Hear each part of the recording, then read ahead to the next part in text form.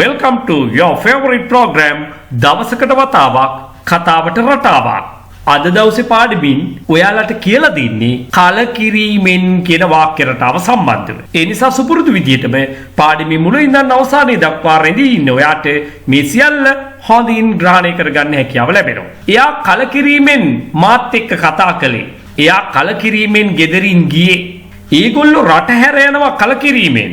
ගොවියෝ ඉන්නේ කලකිරීමෙන්. මෙන්න මේ රටාවේ ඔයාට ඉතාම වැදගත් වෙනවා ඉංග්‍රීසි කතා කිරීමේදී. දින 45 ඉංග්‍රීසි කතා කිරීමේ නේවාසික පුහුණු කඳවුරු සඳහා මේ දවස්වල සිසුම් බඳව ගන්න. ඉතින් වැඩි විස්තර සඳහා මේ වීඩියෝව අවසානයේදී සවන් දෙන්න. නම්බර් 1. එයා කලකිරීමෙන් මාත් එක්ක කතා කළේ. එයා කලකිරීමෙන් මාත් එක්ක කතා කළේ. He talked with me. එයා කියද්දින් අපිට she කියලා යොදන්නත් පුළුවන්. She talked with me in disgust. In disgust. කලකිරීමෙන්. He talked with me in disgust. එයා කලකිරීමෙන් මාත් එක්ක කතා කළේ. She talked with me in disgust. එයා කලකිරීමෙන් ගෙදරින් ගියේ. ගෙදරින් පිටත් උනේ. ඔන්න ඔය අදහසයි ඕකෙන් කියන්නේ. පිටත් වෙනවා leave. හැර යනවා leave. එමනම් past tense එකයි මෙතනදී පාවිච්චි කරන්න ඕනේ. He left home in disgust. He left home in disgust. එයා කලකිරීමෙන් ගෙදරින් පිටත් උනේ. He left home in disgust. ඒගොල්ලෝ රට හැර යනවා කලකිරීමෙන්. ඒගොල්ලෝ රට හැර යනවා කලකිරීමෙන්. යමක් සිදුවෙමින් තියෙනවා කියලායි කියන්නේ. ඒ නිසා අපි present continuous tense එක පාවිච්චි කරනවා. They are leaving the country in disgust. ඒගොල්ලෝ රට හැර යනවා කලකිරීමෙන්. They are leaving the country in disgust. ගොවියෝ ඉන්නේ කලකිරීමෙන්. The farmers are in disgust. එහෙම නැත්නම් the farmers have been in disgust. මේ දෙආකාරයෙන්ම මේක කියන්න පුළුවන්. වඩාත් හොඳයි have been භාවිතය. The farmers have been in disgust. ගොවියෝ ඉන්නේ කලකිරීමෙන්. මිනිස්සු ජීවත් වෙන්නේ කලකිරීමෙන්. The people live in disgust. The people live in disgust. මිනිස්සු ජීවත් වෙන්නේ කලකිරීමෙන්. මිනිස්සු ජීවත් වෙන්නේ කලකිරීමෙන්. විශේෂයෙන්ම අපේ රටේ.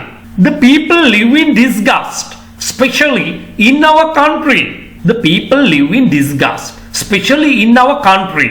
මිනිස්සු ජීවත් වෙන්නේ කලකිරීමෙන්. විශේෂයෙන්ම අපේ රටේ.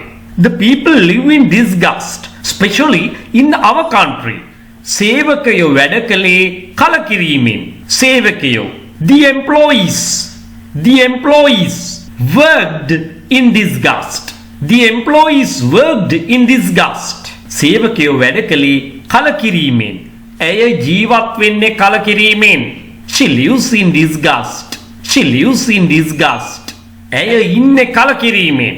She has been in disgust. Present perfect tense එක active voice වලිනුයි මේ පාවිච්චි කරලා තියෙන්නේ. ඇය ඉන්නේ කලකිරීමෙන්. She has been in disgust. අපි ඉන්නේ කලකිරීමෙන්. We have been in disgust. We've been in disgust. අපිට එහෙම කෙටි කරලා කියන්නත් පුළුවන්.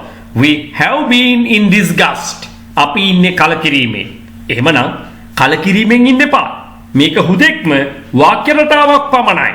ඒ නිසා ඔයා මේක හොඳින් පුරුදු පුහුණු වීම කරලා ඔයාගේ අදහස් නිවැරදිව ප්‍රකාශ කිරීම සඳහා මේක පාවිච්චි කරන්න. දින 45 ඉංග්‍රීසි කතා කිරීමේ නේවාසික පුහුණු කඳවුර ඇයි මෙච්චර විශේෂ වෙන්නේ? මොකක්ද මේකේ තියෙන විශේෂත්වය?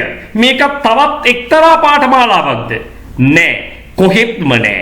හේතුව ආදේශක ගුරුවරු එහෙම නැත්නම් ගෝලයන් මේකට යොදාගන්නේ නැහැ. සම්පූර්ණයෙන්ම පාඨමාලා කාලය තුලදී දින 45ම උගන්වන්නේ මම. 100% වගකීම තියෙනවා. 100% ආරක්ෂාව සහ විනය පවත්වාගෙන යනවා.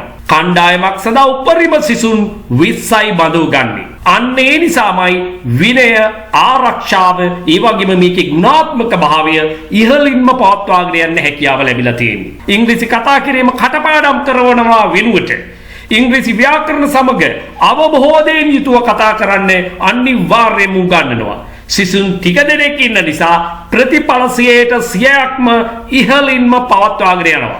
කඳවුර අවසානයේදී පිළිගත් සහතිකයක් දෙනවා.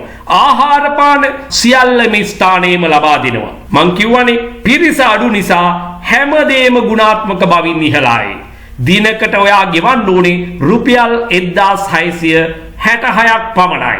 වෙනත් කිසිම ගෙවීමක් නැහැ. වයස් ભેදයක් නැහැ. ඕනෑම කෙනෙකුට වැඩිහිටියෙකුට ඕනෑම කෙනෙකුට සහභාගී වෙන්න පුළුවන් දින 45 ඉංග්‍රීසි කතා කිරීමේ කඳවුර සඳහා. ඔයා මේකට සම්බන්ධ වෙන්න කැමැත්තක් දක්වනවා නම් බඳවා ගැනීම සීමිත නිසා දැන්ම WhatsApp පණිවිඩයක් මගින් ඔයාගේ අවශ්‍යතාවය පැහැදිලි කරන්න. ඉන් අනතුරුව ඔබට අවශ්‍ය කරන තොරතුරු තවදුරටත් අපිට කතා කරන්න පුළුවන්. ඉක්මනින්ම ඊළඟ පාඩමින් ඔයාව මුණ ගැහිීමේ බලාපොරොත්තුවෙන් මා ඔබෙන් සමුගන්නවා. අයබෝවන්.